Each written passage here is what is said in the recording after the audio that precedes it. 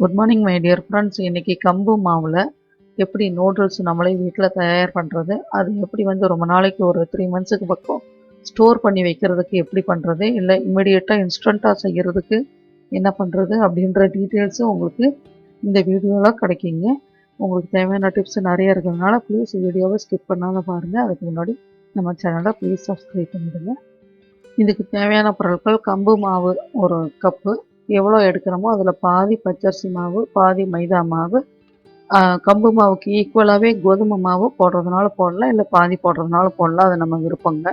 இது வந்து மெஜாரிட்டி நல்லா வந்து சத்து நிறைய இருக்கணுன்றதுக்காக கம்பு மாவு நிறைய போட்டிருக்கோம். அதில் ஈக்குவலான கோதுமை மாவு போட்டாலும் இன்னும் உங்களுக்கு நல்லாவே வரும். இப்போ எல்லா மாவையும் ஒன்றா ஒரு பாத்திரத்தில் போட்டு மிக்ஸ் பண்ணிக்கிங்க. வெறும் வாணலி அடுப்பில் வச்சு லைட்டாக அடுப்பை சிம்மில் வச்சு ஒரு நல்லா ஃப்ரை பண்ணிவிடுங்க. ரொம்ப கம்மியாக வச்சு அப்படியே ஃப்ரை பண்ணிவிட்டு நம்ம இறக்கிட்டு நல்லா சளிச்சிடணும். சளிச்சு எடுத்து வச்சு ஒரு பாத்திரத்தில் தண்ணி விட்டு தண்ணி நல்லா சூடு பண்ணி இறக்கி பபுள் வர அளவுக்கு சூடு பண்ணி இறக்கி வச்சுக்கிங்க. ஒரு பவுலில் நம்ம எடுத்து அந்த வறுத்த மாவை கொட்டி நம்ம அந்த சுடு தண்ணி ஊற்றி பெசற வேண்டியது தான். இப்போ சப்பாத்தி மாவு மாதிரி. அதுக்கு முன்னாடி இந்த மாவுலேயே ஒரு 2-3 ஸ்பூன் நல்லெண்ணெய் விட்டுக்குங்க. நல்லெண்ணெய் விட்டிங்கன்னா நல்லா சாஃப்டாக இருக்கும். உங்களுக்கு எங்கேயுமே பிசுறு இல்லாத நூடுல்ஸ் நல்லா லென்த்தியாக வர்றதுக்கு உங்களுக்கு இந்த நல்லெண்ணெய் உதவி செய்யும். நல்லெண்ணெய், நெய் இது ரெண்டில் எது வேணும்னாலும் நம்ம விட்டுக்கலாங்க. நல்லா நீளமாக குழந்தைங்க விரும்புகிற மாதிரி வரும் உங்களுக்கு. இந்த ஆயில் விட்டு நல்லா பெசறதையும் நல்லா அந்த கொதிக்க வச்சு பபுள் வந்த வெந்நீரை ஊற்றி நல்லா மிக்ஸ் பண்ணி சப்பாத்தி மாவு பதத்துக்கு பிசைஞ்சு ஒரு 1/4 மணி நேரம் ஊற வச்சா போதுங்க. அதுக்கு மேலே ஊறணுன்றது தேவையில்லை. நம்ம முறுக்கு குழாய்க்கு உண்டான அந்த குழாயில் அந்த ரவுண்டு குட்டி குட்டி இடியாப்பத்துக்கு உண்டான ரவுண்டு இல்லாத இன்னும் கொஞ்சம் பெரிய சைஸ் ரவுண்டு அதில் போட்டிங்கன்னா சரியாக இருக்கும். காராச்சவுக்கும் இடியாப்பத்துக்கும் இடையில இருக்கிற ரவுண்டு நீங்கள் வீடியோவில் பார்க்குற மாதிரி அதில் போட்டால் நல்லா லென்த்தியாக வரும் உங்களுக்கு. இடியாப்பத்தட்டில் போட்டு நல்லா பிழிஞ்சு நீங்கள் எடுத்து வச்சிடணுங்க. இப்போ இந்த இடியாப்பத்தட்டில் போட்டு பிழிஞ்சு எடுத்து வைக்கிறத வந்து ஆவியில் வேக வச்சு நீங்கள் எடுத்து நீங்கள் காய வச்சு நல்லா உதுத்து டப்பாவில் போட்டு வச்சுக்கிட்டிங்கன்னா ஒரு 3 மாதத்துக்கு உங்களுக்கு கெட்டு போகாது உங்களுக்கு. இது வந்து நல்லா காயணும். ஆனால் வெயிலில் கொஞ்சம் கூட இல்லாத நல்லா காய வைக்கணும். அப்படியே நீங்கள் வந்து கடையில் விற்கிற மாதிரி ரோலாக முறுக்கு மாதிரி காய வச்சு எடுக்கணுன்னா நிறைய வெயில் இருக்கணும். இல்லை லைட்டாக உடச்சி விட்டு காய வைக்கிற மாதிரி இருந்ததுன்னா நீங்கள் கொஞ்சம் வெயிலில் கூட காய வச்சு எடுத்து வச்சிடலாங்க.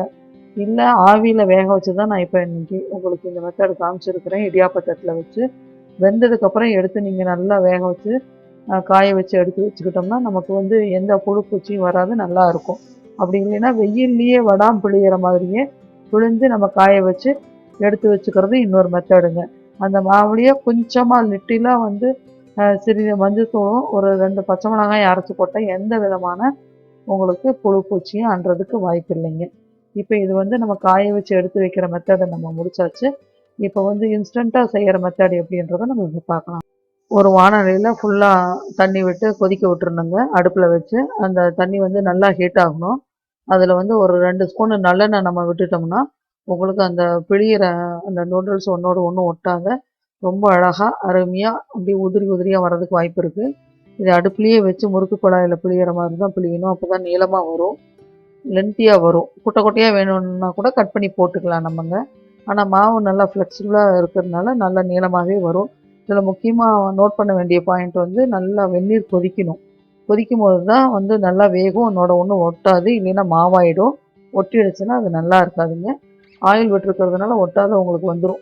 நல்லா ஒரு 5 மினிட்ஸ் நல்லா கொதிக்க வச்சதையும் அடுப்பு நிறுத்திட்டு நல்லா ஜல்லி கரண்டியில் எடுத்து டக்குன்னு ஒரு பாத்திரத்துலேயோ ஒரு பிளேட்லேயோ போட்டுட்டு மேலே ஒரு வடிகட்டியில் வடிகட்டினதையும் மேலே கொஞ்சம் குளிர்ந்த நீர் கொஞ்சம் ஊற்றிட்டிங்கன்னா அது மேற்கொண்டு இன்னும் கொஞ்சம் ஒட்டாத உதிரி உதிரியாக இருக்கிறதுக்கு வாய்ப்பாக இருக்கும்.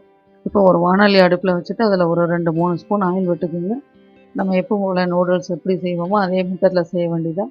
நான் இன்றைக்கி ஆயில் விட்டு கடுகு போட்டிருக்கேன், சீரகம் போட்டிருக்கேன், கொஞ்சம் கடலைப்பருப்பு உளுந்தப்பருப்பு கொஞ்சம் போட்டிருக்குறேங்க, கருவேப்பிலை கொஞ்சம் போட்டிருக்கேன். காய்கறி என்ன எடுத்துக்கிட்டிங்கன்னா பீன்ஸ் கொஞ்சம், கேரட்டு கொஞ்சம் போட்டிருக்கேன். வெங்காயம் நல்லா வதக்கினதையும் காரத்துக்கு வந்து பொடி வகைகளும் போட்டுக்கலாம், இல்லை குழந்தைங்க இருந்துக்கிற மாதிரி இருந்தால் 2 வரமிளகா கூட கிள்ளி போட்டுக்கலாம். நான் இன்றைக்கி வந்து பொடி தான் போட்டிருக்குறேங்க. காயை போட்டு பீன்ஸ் கொஞ்சம் கேரட்டு கொஞ்சம் போட்டு நல்லா பரட்டி விட்டு வெங்காயம் நல்லா வதங்கினதையும் காயும் போட்டு பரட்டினதுக்கப்புறம் நீங்கள் என்ன பொடி போடுறீங்களோ உப்பு மஞ்சத்தூள் இல்லாத உங்களுக்கு தேவையான பொடி வகைகள் என்ன போடுறீங்களோ நீங்கள் போட்டு லைட்டாக கொஞ்சமாக ஆயில் விட்டு நீங்கள் மூடி வச்சிடலாம். தக்காளியே போதுமான அளவு தான், இருந்தாலும் தேவையான லைட்டாக கொஞ்சம் தண்ணி விட்டு நீங்கள் மூடி வச்சுட்டிங்கன்னா உங்களுக்கு இன்னும் நல்லா டேஸ்ட்டாக இருக்கும். அந்த பொடி வாசனை வராத அளவுக்கு இருக்கும். மூடி வச்சு நீங்கள் மூடியை எடுத்துகிட்டு நீங்கள் பார்த்தீங்கன்னா நல்லா இந்த காய் வந்து பாதி பதம் வெந்திருக்கும் உங்களுக்கு. இப்போ நீங்கள் எடுத்து வச்சுருக்கிற நூடுல்ஸை நம்ம நம்ம வெந்நீர்லேருந்து எடுத்து வடிகட்டி எடுத்து வச்சுருக்கிற நூடுல்ஸை இதுக்குள்ளார போட்டு ஒரே திருப்புனீங்கன்னா போதும். ஏற்கனவே வெந்துருச்சு நூடுல்ஸு. நம்ம மசாலா கூட மிக்ஸ் ஆகிறதுக்காகத்தான் நம்ம அடுப்பை சிம்மில் வச்சு ஒரு 2 நிமிஷம் முன்னாடி திருப்பி போட்டு நிறுத்திட வேண்டியதாங்க. அவ்வளோதான் நம்ம எதிர்பார்த்த நூடுல்ஸு. இன்றைக்கி சூப்பராக வீட்லேயே, அதுலேயும் கம்பு மாவில் எவ்வளோ டேஸ்டியான மாவு, எல்லோருக்கும் சத்தான மாவு. அதில் நம்ம வந்து இன்றைக்கி நூடுல்ஸ் தயார் பண்ணியிருக்கோம். எப்போ தேவைனாலும் இன்ஸ்டண்ட்டாக நம்ம இப்படி பண்ணிக்கலாம். அப்படி இல்லை நம்ம எடுத்து கொஞ்சம் வடா மாதிரி போட்டு வச்சு எடுத்து வச்சுக்கணும் டப்பாவில் அப்படின்னாலும் அதோடைய மெத்தடு நான் இன்றைக்கி உங்களுக்கு கொடுத்துருக்குறேங்க. வேக வச்சும் எடுத்து காய வச்சு எடுத்து வச்சுக்கலாம். இல்லை வடகா மாதிரியே வெயிலில் நல்லா முறுக்கு குழாயில் பிடிக்கிற மாதிரியே நல்லா நீளமாக பிழிஞ்சு காய வச்சும் நம்ம எடுத்து வச்சுக்கலாங்க. இப்போ எல்லா மெத்தடும் நான் இந்த வீடியோவில் உங்களுக்கு ரொம்ப நல்லா சொல்லியிருக்கிறேன்னு எதிர்பார்க்குறேன். இந்த வீடியோ உங்களுக்கு ரொம்ப பிடிக்கும்னு நினைக்கிறேங்க. ப்ளீஸ் உங்களுக்கு இந்த வீடியோ பிடிச்சிருந்ததுன்னா உங்களோட ஃப்ரெண்ட்ஸுக்கு ஷேர் பண்ணுங்கள், லைக் பண்ணுங்கள், நம்ம சேனலை சப்ஸ்கிரைப் பண்ண மறக்காதீங்க. தேங்க்யூ.